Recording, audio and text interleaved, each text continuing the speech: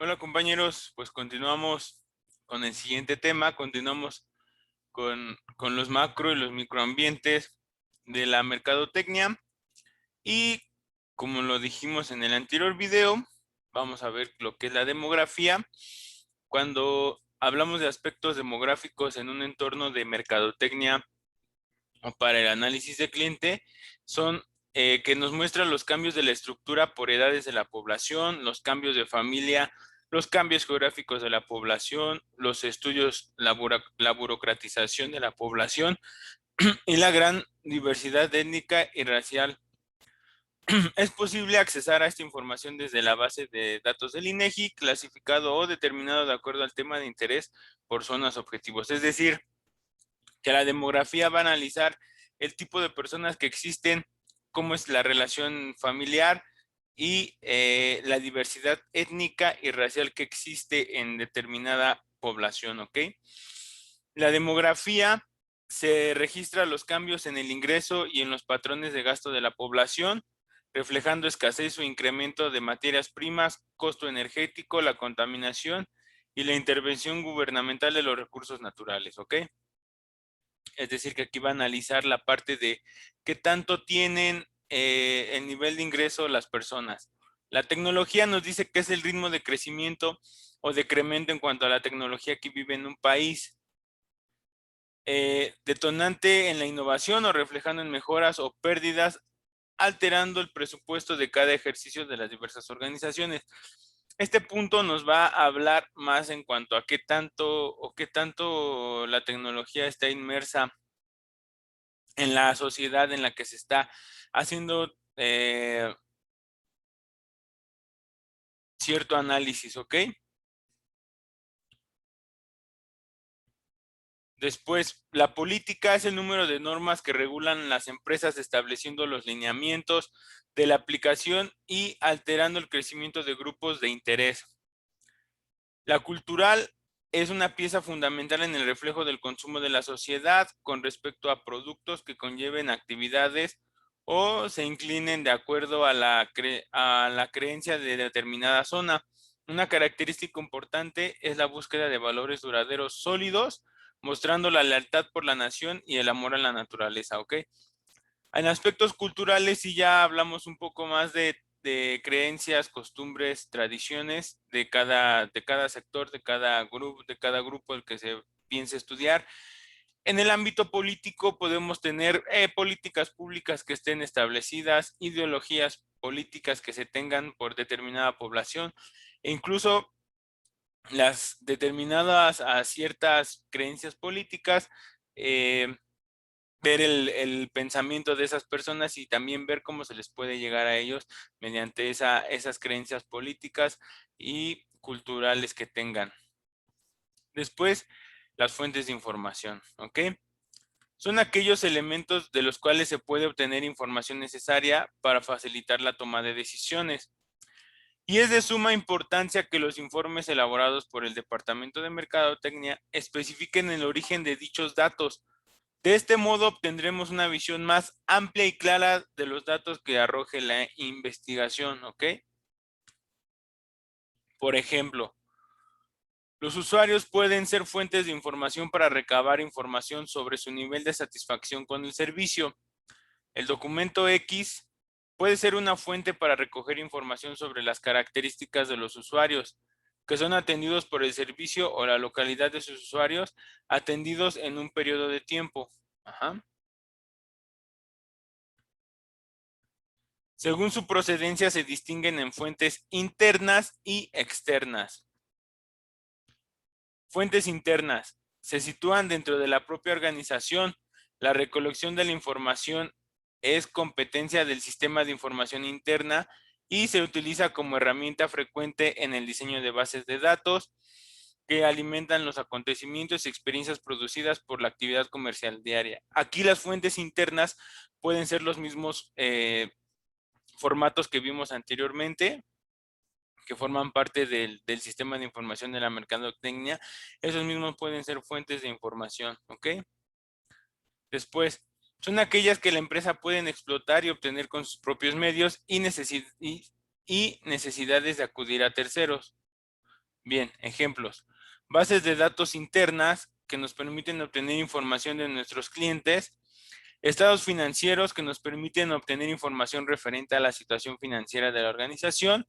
Y registro de inventarios, que son mediante una fuente obtener información sobre entradas y salidas de mercancía de almacenes de la empresa. Entonces, como lo ven, los documentos que les comento.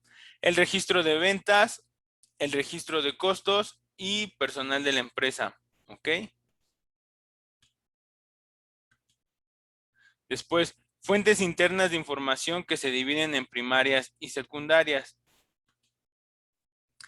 Fuentes internas primarias son generadas por la propia empresa como consecuencia de una acción cotidiana mediante los distintos departamentos de la empresa y es muy importante mantener toda la información actualizada. Fuentes internas secundarias son creadas por agentes ajenos a la empresa, pero que de cierto modo depende de la misma organización. Tal es el caso de estudios pasados encargados a agencias de investigación, información sectorial o colectivos de la empresa, entre otros. Bien, fuentes externas proceden del exterior de la empresa, de otras organizaciones públicas y privadas de diversos tipos que generan y difunden información relativa al mercado objetivo de interés para el decisor. Son fuentes muy divertidas y de variado contenido, por lo que se precisa diseñar un plan de búsqueda que aproveche las posibilidades sin incurrir a una masiva recopilación de datos desordenados y que haga casi imposible el procesamiento. Bien, fuentes externas primarias se crean mediante la investigación de mercados y su disponibilidad es limitada. Fuentes externas secundarias se presentan en diversos formatos como los tradicionales, publicaciones de forma en prensa, revistas, boletines, libros, bases de datos externas y su procedencia es múltiple y es posible localizarla en los organismos estatales y de comunidades. Bien, ejemplos: páginas web de organismos gubernamentales, páginas web de la competencia, entre otras oficinas de gobierno, locales de competencia, proveedores, distribuidores, clientes, diarios, revistas y publicaciones. ¿Cómo perfeccionar las actividades de recolección y procesamiento de datos de inteligencia? Para lograr ser competitivos en el mercado, vamos a tener que ser necesarios innovar los sistemas de inteligencia de la mercadotecnia con el objetivo de incrementar las utilidades de la organización. Para eso es necesario centrar la atención en 5 tareas básicas indispensables en toda la inteligencia competitiva.